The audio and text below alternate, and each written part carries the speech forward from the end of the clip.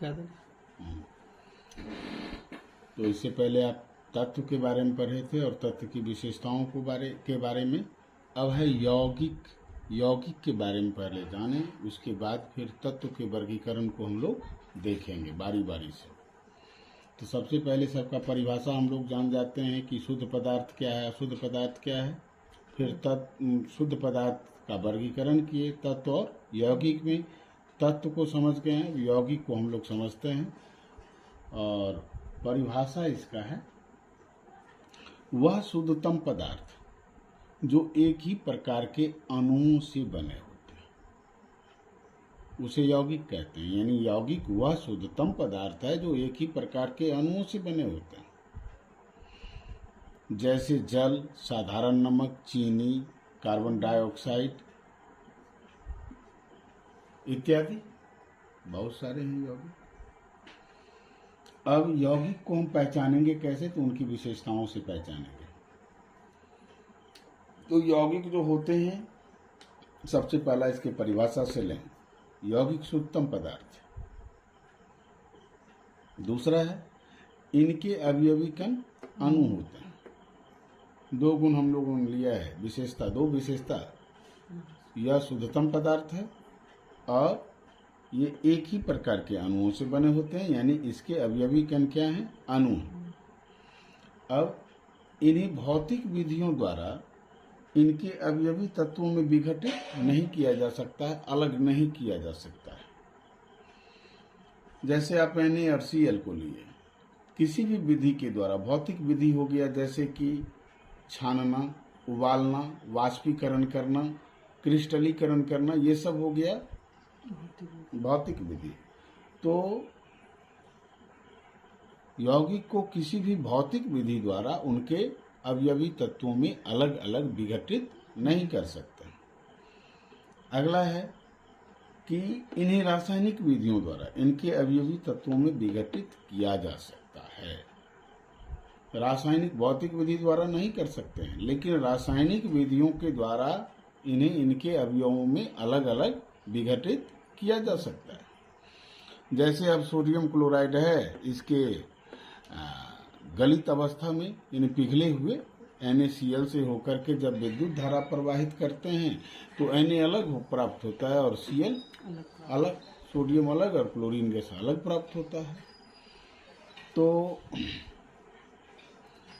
अब है, दो या दो से अधिक तत्वों के नियत द्रव्यमान के अनुपात में संयोजन से यौगिक का निर्माण होता है। नियत द्रव्यमान के अनुपात में, दो या दो से अधिक तत्वों के नियत द्रव्यमान के अनुपात में संयोजन से यौगिक का निर्माण होता है।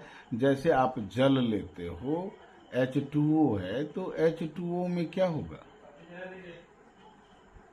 H2O में जो होगा, H का हो गया 2 द्रव्यमान यदि लेते हैं और O का 16। अब इस दोनों को यदि सरल अनुपात में लेते हैं तो एक अनुपात 8। यानी जल में हाइड्रोजन और ऑक्सीजन के द्रव्यमान का सरल अनुपात क्या होगा, 1:8। चाहे हम कहीं से जल ले लें, वर्षा का जल, नदी का जल, समुद्र का जल या कहीं का भी जल, बर्फ को पिघला करके जल बनाइए, लेकिन जब इसका विद्युत विच्छेदन करेंगे, विद्युत अपघटन करते हैं, तो इससे हमको जल से क्या प्राप्त होता है, हाइड्रोजन और ऑक्सीजन, और उसके द्रव्यमान का अनुपात जब निकाला जाता है तो पाया जाता है यह हमेशा 1:8 में है। तो ये हो गया यौगिक की एक प्रमुख विशेषता। यौगिक के गलनांक एवं क्वथनांक क्या होते हैं, नियत होते हैं, निश्चित होते हैं। अब यौगिक के जो गुण होते हैं अपने अवयवों के गुण से भिन्न होते हैं। यौगिक के गुण अपने अवयवों के गुण से क्या होते हैं, भिन्न होते हैं। यौगिक के गुण अपने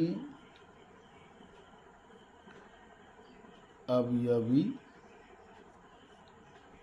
तत्वों से भिन्न होते हैं।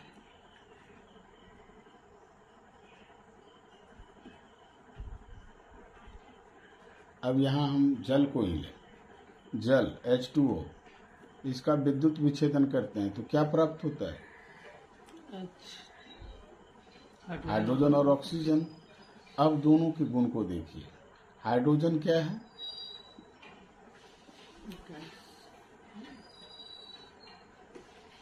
हाइड्रोजन एक दहनशील गैस है जो आग देखते ही पॉप साउंड के साथ जल उठता है।